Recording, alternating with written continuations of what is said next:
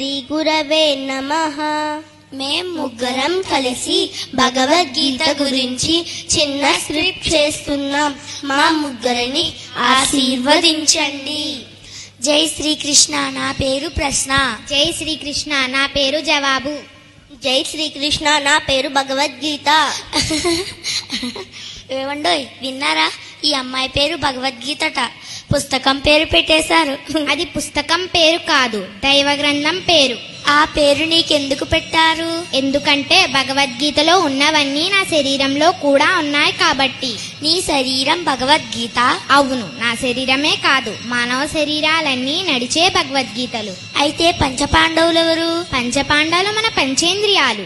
అయితే కౌరవులెవరు? మన కోరికలే కౌరవులు. అయితే పంచపాండవుల భార్య ద్రౌపదీ మాత ఎవరు? పంచేంద్రియాలకు ముడిపడి ఉన్న సత్యశీలమే ద్రౌపదీ మాత. అయితే కురుక్షేత్రం ఏమిటి? మన మనస్సే కురుక్షేత్రము. అయితే శ్రీకృష్ణ భగవానుడెవరు? నాలోను నీలోను ఈ విశ్వమంతా నిండి ఉన్న జ్ఞానమే శ్రీకృష్ణ భగవానుడు. భగవద్గీతలో ఏమున్నాయి? 700 శ్లోకాలున్నాయి. అందులో మొదటి శ్లోకం ఏమిటి? అందులో మొదటి శ్లోకం కూడా నీలాగే ప్రశ్నతో మొదలవుతుంది.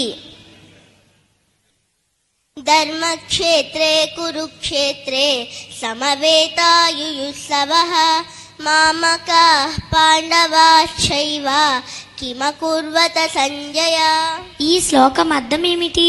ధర్మక్షేత్రే కురుక్షేత్రే అంటే ధర్మక్షేత్రమైన మన మనస్సులో, సమవేతాయుయుత్సవః అంటే యుద్ధము చెయ్యాలని ఉత్సాహంతో సమావేశమయ్యున్న, మామక పాండవాశ్చైవ అంటే కోరికలు పంచేంద్రియాలు కలిసి, కిమకుర్వత సంజయ అంటే ఈ భూమి మీదకొచ్చి ఎలా ఉన్నావు, ఏం చేస్తున్నావని మొదటి శ్లోకం మనల్ని ప్రశ్నిస్తుంది.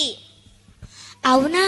భగవద్గీత మొదటి శ్లోకం మనల్ని హౌ ఆర్ యు అని ప్రశ్నిస్తుందా? దీనికి నీ జవాబేమిటి? యత్ర యోగేశ్వర కృష్ణః యత్ర పాదోదనుద్దరః తత్ర శ్రీ విజయోద్భూతిః ధ్రువా నీతిర్మతిర్మమ. ఈ శ్లోకం అర్థం ఏమిటి? యత్ర యోగేశ్వర కృష్ణః అంటే ఎక్కడైతే జ్ఞానము నిండి ఉంటుందో, యత్ర పాదోదరుద్దరః అంటే ఆ జ్ఞానం మీద గురి పెట్టి ఉన్న శిష్యుడుంటాడో, తత్ర శ్రీ విజయోర్భూతిః అంటే అక్కడే విజయం కలుగుతుంది. ధ్రువా నీతిర్మతిర్మమ అంటే నీతి నియమాలతో వర్ధిల్లుతాము. భగవద్గీత మనందరికీ పెద్ద దిక్కు. మనమంతా భగవద్గీత స్వరూపులం. మనమంతా నడిచే భగవద్గీతలం.